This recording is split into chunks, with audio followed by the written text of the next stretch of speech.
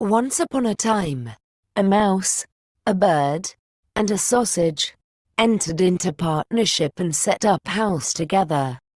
For a long time all went well. They lived in great comfort and prospered so far as to be able to add considerably to their stores. The bird's duty was to fly daily into the wood and bring in fuel. The mouse fetched the water, and the sausage saw to the cooking.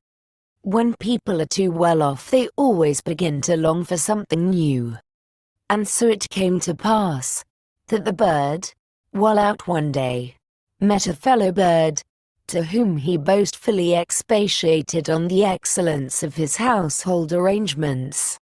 But the other bird sneered at him for being a poor simpleton, who did all the hard work, while the other two stayed at home and had a good time of it.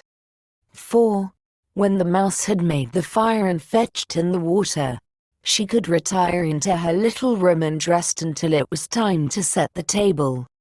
The sausage had only to watch the pot to see that the food was properly cooked, and when it was near dinner time, he just threw himself into the broth, or rolled in and out among the vegetables 3 or 4 times, and there they were, buttered and salted, and ready to be served. Then, when the bird came home and had laid aside his burden, they sat down to table, and when they had finished their meal, they could sleep their fill till the following morning, and that was really a very delightful life. Influenced by those remarks, the bird next morning refused to bring in the wood, telling the others that he had been their servant long enough, and had been a fool into the bargain, and that it was now time to make a change, and to try some other way of arranging the work. Beg and pray as the mouse and the sausage might, it was of no use. The bird remained master of the situation, and the venture had to be made. They therefore drew lots, and it fell to the sausage to bring in the wood, to the mouse to cook, and to the bird to fetch the water. And now what happened?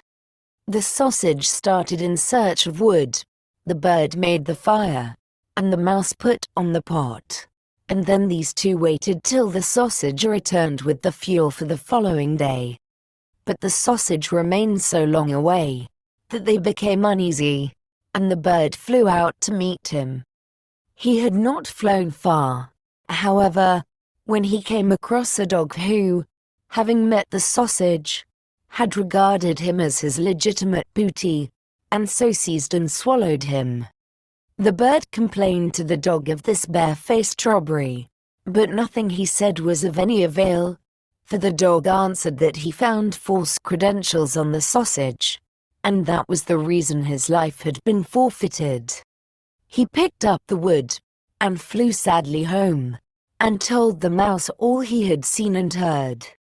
They were both very unhappy, but agreed to make the best of things and to remain with one another. So now the bird set the table, and the mouse looked after the food and, wishing to prepare it in the same way as the sausage, by rolling in and out among the vegetables to salt and butter them, she jumped into the pot. But she stopped short long before she reached the bottom, having already parted not only with her skin and hair, but also with life. Presently the bird came in and wanted to serve up the dinner, but he could nowhere see the cook. In his alarm and flurry, he threw the wood here and there about the floor, called and searched, but no cook was to be found. Then some of the wood that had been carelessly thrown down caught fire and began to blaze. The bird hastened to fetch some water, but his pail fell into the well, and he after it, and as he was unable to recover himself, he was drowned.